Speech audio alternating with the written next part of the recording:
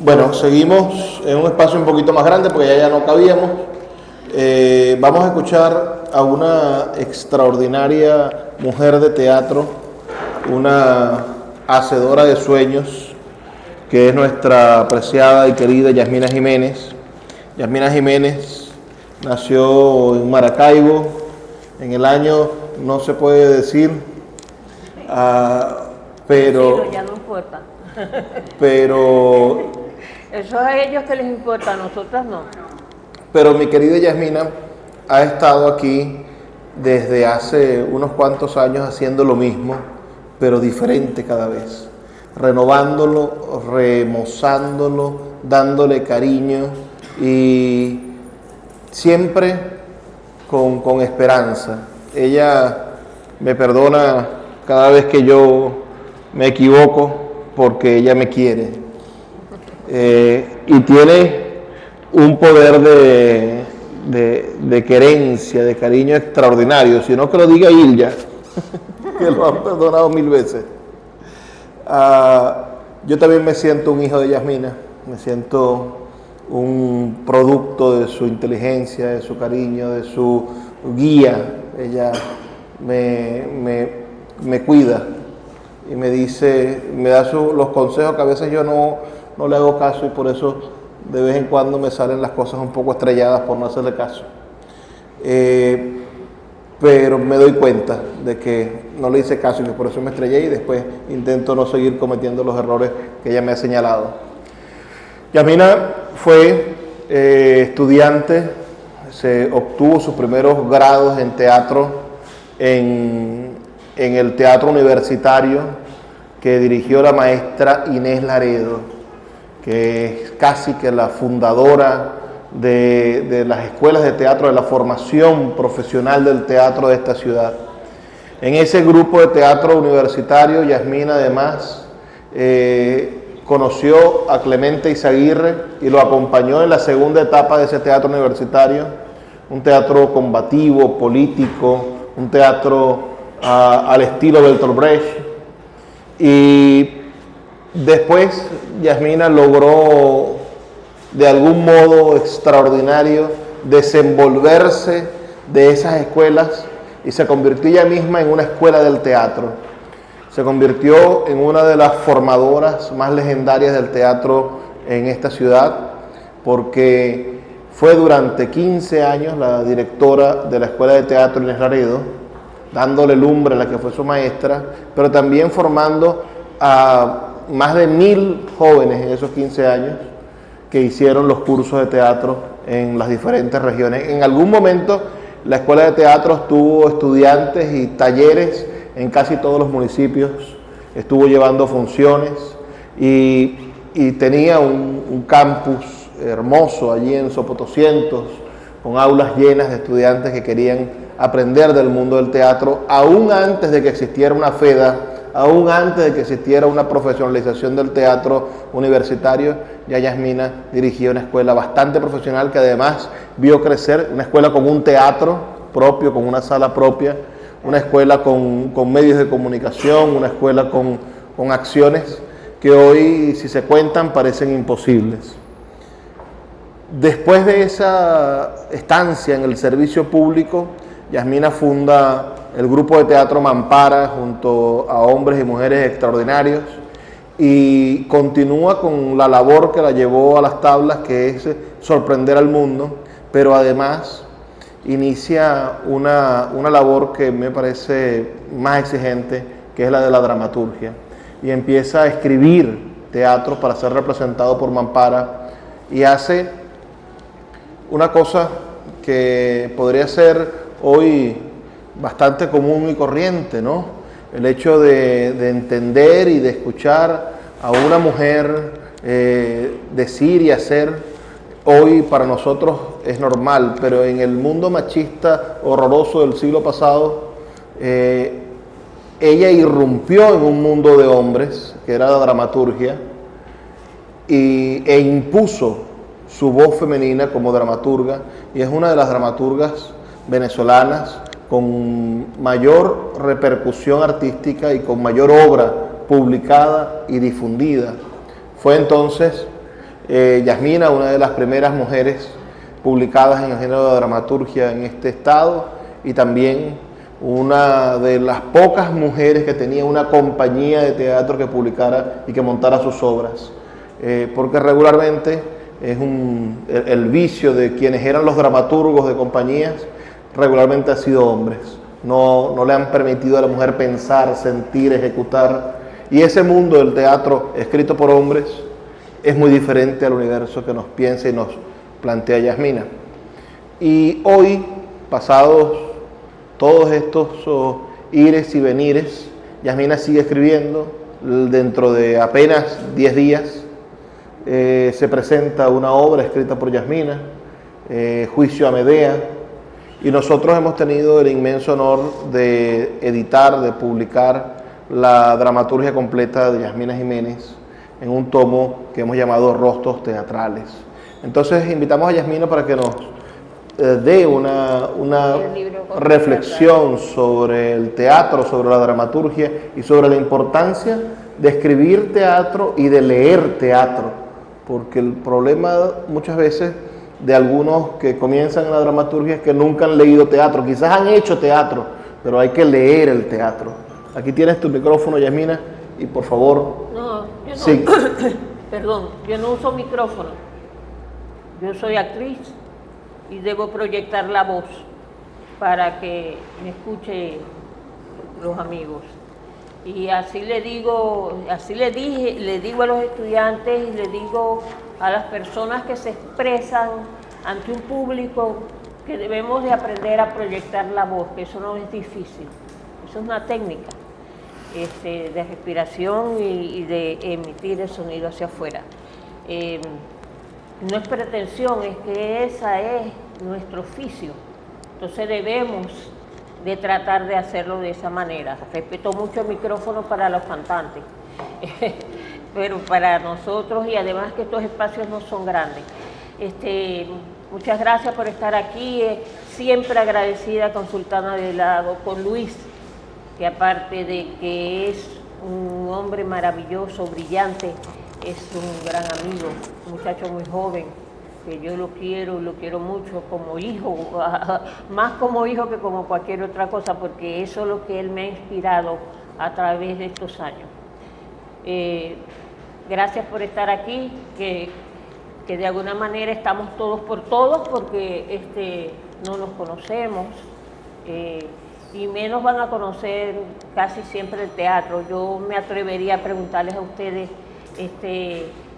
cuántas obras de teatro han visto en este tiempo, qué conocen del teatro, y no indagaría, porque conozco lo difícil que es que la gente lea teatro. Y es precisamente en estos años que Luis se ha encargado de que el teatro escrito salga a la luz.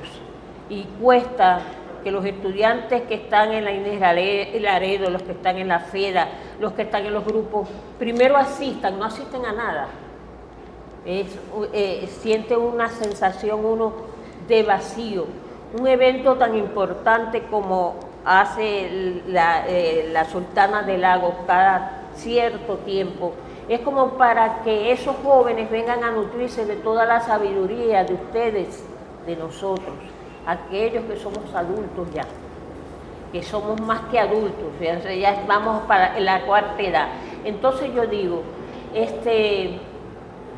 que Luis me invite a conversar con ustedes, yo me siento halagada porque sé que ustedes me van a escuchar. No voy a hablar mucho porque ya el tiempo de un coloquio es corto, es dime tú, yo te digo, no es como una conversación, es una conversación. Y yo he pensado en estos días, como yo conozco los eventos de Luis y conozco el mundo del teatro, yo no vendría aquí a leerme una obra completa para ustedes, porque primero los dormiría, o a lo mejor no los duermo, porque me encargaría de pasar por el lado de ustedes y puyarlos, pero creo que todo tiene su tiempo, creo que tiempo, lo que quiero es hablarle un poquito, más que todo, de esas cosas que vivimos, los que estamos en la investigación del mundo de la literatura a todos los niveles y del teatro, que es siempre es una pregunta, ¿cómo surge el teatro en Venezuela? Y yo, para poder conversar un poco con ustedes, me remonto un poco. ¿Quién habla? No, porque no puedo concentrarme, me desconcentro. Me remonto un poco a 1600. ¿Por qué me remonto a 1600? Ya para entonces se habían instalado aquí los españoles, ya para entonces habían acabado con medio mundo indígena, ya para entonces ya quedaba muy poca memoria en apariencia de nosotros como seres que hemos vivido en este país. Ya estaban los españoles aquí y los blancos criollos. Pero en 1600 en Caracas, para que ustedes más o menos entiendan un poquito de esto también, por qué la dramaturgia. Ya estaba fundada Caracas. ¿Ah? Ya pensaste que estaba fundada Caracas. Claro, estaba fundado y el Estado Zulia también. Bueno, no era Estado Zulia en ese momento. Y Maracaibo eran provincias separadas unas de otras, que esa es otra cosa. Que la gente cree que cuando estudiamos arte o teatro no tenemos que saber la realidad geográfica en que hemos crecido a través de la historia. Ustedes pueden participar todos los que quieran y ayudarme cuando yo, en este tiempo que yo voy a hablar estas pequeñas tips sobre la historia del teatro. En 1600 se da la primera orden, entre comillas, porque después se da cuenta que un poquito antes ya se hacía teatro, pero el teatro de Occidente, no de nuestra gente, el teatro de Caracas, de un sector. En 1600 se da la orden para hacer una representación teatral en Caracas, la del Cabildo. Y eso se consiguió muchos años después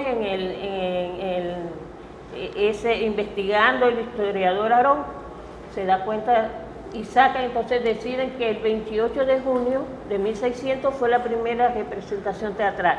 Pero resulta que en 1595 había un actor, como siempre, pidiendo que le pagaran una función que no le pagaba el Cabildo, igualito que ahora, para que paguen. Entonces, ya para entonces se ve la participación de los actores en el mundo de este país, de lo que iba a ser la construcción de un país que no estaba todavía completo. Pero, ¿qué sucede aquí en Maracaibo? En 1600, nuestros indios Quiriquiri están quemando Gibraltar y no hay teatro aquí, apenas se empieza a construir, a sembrar la ciudad que se había intentado construir 3 veces, hasta que por fin la pudieron fundar. Y en 1603 empieza a poblarse, porque yo quisiera que ustedes cerraran los ojos. Ustedes son maracuchos, ¿no? Sí. Todos. Y ustedes saben cómo era esta geografía nuestra aquí en este entorno donde estamos ahora. ¿Puede alguno decirme cómo era ese Maracaibo de 1603? De 1610 no, pero... 603. Bueno, primero el lago llegaba hasta mucho más allá. No, acuérdate que... En cuanto a la geografía. Sí, el lago hablo en el entorno de lo que va a ser la ciudad, ¿no? Porque como empieza a crecer, claro, la ciudad crece desde el lado de Santa Lucía, de allá atrás para acá. Sí, viene hacia acá. Si ustedes pueden alguna vez leyeron o vieron alguna imagen de cómo era esto aquí. Yo les puedo recordar cuando niña que yo iba hasta el patio y veía a los guajiros con sus trajes, cotizas que ahora no se usan, con unas colas aquí. Y ellos estaban allí y los fueron desplazando. Me pregunto yo, ahora no. Ellos estaban primero que nosotros. Claro que sí. Claro. ¿Alguien más conoce algo sobre Maracaibo? Sobre la ciudad. José Luis, tú eres más chiquito, pero ajá. Bueno, a partir de 1529, Ajá. cuando Ambrosio Stringel funda Maracaibo, después fue fundada por Pedro de Maldonado y Alonso Ajá. Pacheco, los palacitos pasaron a ser ranchería en la costa del lago de Maracaibo, en la costa occidental, y se fueron mudando hacia el área rural en los famosos campamentos o atos, poblados por los españoles que le tenían miedo a la fuerza brava de los aborígenes autóctonos de esta tierra sudana. ¿Alguien más quiere compartir un recuerdo, una vivencia, un momento para poder yo decir por qué yo estoy haciendo esto? Bueno, en mi caso, tengo entendido que si viene así viendo, si viene poblando la ciudad, tengo entendido que había una señora que fue la primera de las colonas que llegó aquí cuando todo era puro verdadero chivo, puro manglar y puro caño, y el agua del lago llegaba hasta la orilla del templo del convento de San Francisco y hasta la orilla del Milagro, que se llamaba Doña Inés del Vaso, que fue la que empezó a dar los terrenos para que la ciudad se empezara a crecer de otra forma. Tengo entendido que toda esta zona era 80% agua húmeda y que nuestros indígenas llegaban precisamente a vender sus mercancías allí, a lo que ahorita es la Plaza Baja, si hablamos de la geografía. Sé que estaba llena de venas la ciudad, incluso era tan difícil acceder a esta zona que muchos de esos caños en el tiempo fueron tapados, además por fiebres amarillas, cosas que fueron sucediendo en el tiempo. Y que se hizo incluso, hay muchas historias, yo las manejo, no sé hasta dónde queréis llegar con respecto al teatro, pero yo pienso que el teatro en principio es aborigen, pues tiene que ver con nuestra, incluso con rituales de nuestras culturas ancestrales. Y que de otra forma el hecho natural del hombre, hacer teatro a su orilla, participar en una sociedad, y esa era la sociedad que había. Bueno, para no alargar mucho el cuento, porque somos adultos, Hilda acaba de nombrar a doña Inés del Basto. Bueno, de allí, de ese lugar donde vivía doña Inés del Basto, que es ahí donde está hoy en día el Hospital Central, estaba la ermita de Santa Ana, que sigue estando ahí, pero ya no es como era en sus inicios. Pero era una época de mucha soledad. Se apenas hecho una zona de hatos, de apenas un hato por allá, otro hato por aquí. Los demás era puros humedales, serpientes, vientos, tempestades. Y en esos miedos nocturnos de la llegada de la noche, esa señora tenía 2 esclavos, para que ustedes vean lo que es la construcción de la literatura a través de su historia. Tenía 2 esclavos que todas las noches los ponía a rezar, a que rezaran el rosario, y esos esclavos habían sido traídos del África y se negaban totalmente a que los bautizaran y rezaran. Y había uno en especial que cada vez que la matrona decía, bueno, vamos a empezar a rezar para que se calmen las tempestades, ese esclavo le empezaban a salir, a brotarle los ojos, empezaba a botar llamas por la boca y le salió un rabo. Y aquello era horror. Entonces, eso se fue en la distancia, porque no habían casi casas por aquí, porque esto era puro hato. Esto era un hato, esta era parte del hato de doña Inés. Y una noche que había una tempestad terrible, que el lago se movía terriblemente y se metía hacia la ermita de Santa Ana, y aquella señora estaba horrorizada rezando para que se acabara, porque casi se levantaban los techos de Enea y se los elevaban. Ese negro, como les decían, porque ahora si decimos negro es otra cosa, empezó a incorporarse empezó a sacar los dientes, los colmillos le salieron, el rabo se le estiró y empezó a dar gritos. ¡Ah! Y salió corriendo por la calle Obispo Lazo, que es esta que va allá atrás del otro lado del convento, por el costado de la catedral, y desapareció por la calle derecha. Calle derecha es la ciencia, esta que queda acá. Y entonces comenzó la leyenda de la historia del diablo. Es una de las historias que nosotros tenemos, que usamos hoy en día en el teatro. Pero eso no queda así. Doña Irel Basto le dona el terreno de la catedral a la curia, empieza la ciudad a crecer, donde está hoy en día la gobernación, eso era parte del acto de doña Irel Basto, donde crecía. Y ustedes dirán, bueno, pero esta señora está hablando de teatro. Sí, estoy hablando de teatro. Por eso la leyenda de la historia del diablo y de la importancia del espacio físico a la hora de la construcción de la dramaturgia. ¿Verdad, José Luis?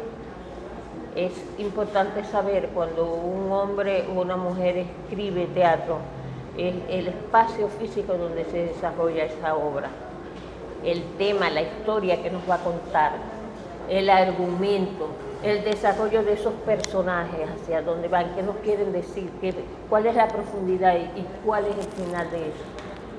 Y por supuesto lo primero es el tema. ¿Qué tema? ¿Qué es lo que vamos a contar? Entonces, si no conocemos dónde vivimos, dónde hemos vivido, lo que fuimos y lo que somos, nos va a costar bastante. Primero, entender el país en que vivimos. Y segundo, que podamos desarrollar una literatura que tenga que ver con nosotros. Yo quería mostrarles esto, hubiera querido tener un poquito más de tiempo, el pez velero. Este es un cuento, esto no es dramaturgia. Además, quiero que sepa que en dramaturgia viene del griego, dramaturgia, que es componer un poema. Y ahí ven, la mayoría de las palabras que nosotros usamos en el teatro son griegas. Vienen porque aquí lo que llegó fue la sociedad occidental a mostrarnos lo que ellos usaban, no nosotros. Nosotros nos fuimos nutriendo a través del tiempo de toda esa literatura. Ya a finales del siglo XIX, siglo XX, ya empiezan nuestros hombres a producir la propia literatura en nosotros, aunque siempre hemos estado influenciados, pero es comprensible que seamos, porque no vivimos solos en el mundo. Y aquí llegaban los barcos cargados de cualquier cosa, y entre las cosas que traían eran los libros, que nos alimentábamos nosotros con las lecturas. Aquellos que sabían leer, porque era un país ignorante, bastante ignorante. Entonces, ignorante de conocimiento de lectura, no que era ignorante, me disculpan que la palabra no es la ignorancia, es el desconocimiento de la escritura y de la lectura. Fue un tiempo después que empezó la escritura, aquí en la mayoría. Este es un libro que narra la historia, la vivencia de un nadador desde niño, y como él a través de este cuento va contando la historia de la ciudad. Hermoso, ¿verdad? Muy hermoso. Me gusta el Toro Pacho. Pueden comprarlo. La Sultana del Lago tiene una oferta más pequeña que esta, porque esto es un libro para regalar, ¿no? Pero hay un libro más pequeño que lo pueden leer los niños y ustedes, que les va a encantar. Yo lo recomiendo. Les recomiendo Las flores que no te di, que fue una de las primeras obras, que tiene que ver con la vida de los ancianos en los reclusorios para viejos. Eso que llaman, ¿cómo se le llama? Ancianato. Geriátricos. Sitios de depósitos de ancianos. Y es una de las obras creo yo, la concibo como una de las más importantes que yo he escrito. Profunda, es una enseñanza, esta que es Un rey es un rey, todas tienen que ver con nosotros, con la ciudad, con lo que somos. Este es un canto de amor y un canto a nuestro folclore que se llama Un rey es un actor que muere el último día de su representación y comienza toda una historia que tienen que leer. Es increíble, es mágica esta obra, es mágica. Y sale San Benito. Aquí termina bailando San Benito por toda la calle con el rey. Este es otro. Y aquí, que hay algunas de estas están aquí también, están versiones, adaptaciones, otras obras completas. Está invitado para el 27 de este mes, aquí en la sala experimental donde se presentó el compañero actor, un extraordinario actor que tenemos aquí, José Luis Montero, se presentó anteayer, ¿no? Con Shakespeare. Vengan a ver teatro.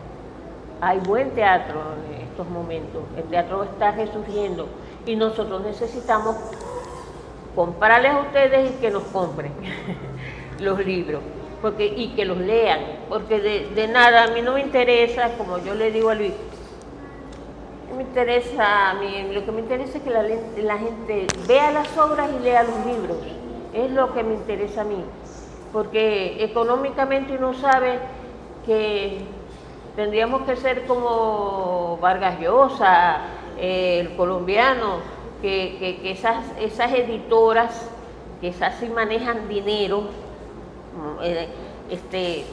vuelven millonarios a los escritores. Nosotros ni siquiera podemos volver millonarios a Luis todavía. Quisiéramos, porque si Luis se vuelve millonario, surge la literatura con más fuerza. Entonces yo lo que les quiero decir, voy a cortar con esto, yo traía una cosa más larga, pero que va. Nosotros nos conocemos, ya es suficiente. Ya creo que muchos están desde la mañana, debe haber un tiempo exacto, le debe poner, Sultán El Lago nos debe decir, son 2 minutos, y tocarle la campana, tan listo, bautiza tu libro, de tu libro que vas a hablar y punto, y ya. Gracias, compañeros.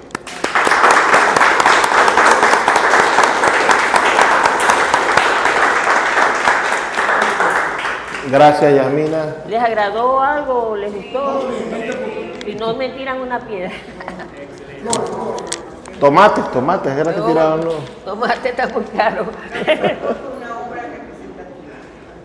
Bueno, me hubiera gustado, pero no. El 27, como les 27 digo, se va a montar la última obra, no la última, la más reciente que está en el libro, La más reciente. que se llama Juicio a Medea, que es la reinterpretación de un clásico de la literatura que hizo Yasmina y lo va a montar para el teatro. Aquí mismo creo que es gratis o vale $5 la entrada, así que no Más falta. barato que Maica, una cerveza vale $5, no, hagan el favor y vienen. El 27 de junio, dentro de 12 aquí mismo días. en el teatro. Y les advierto que hay muy pocas entradas porque es una sala que apenas tiene 80 sillas. Y cada vez que se presenta Shakespeare o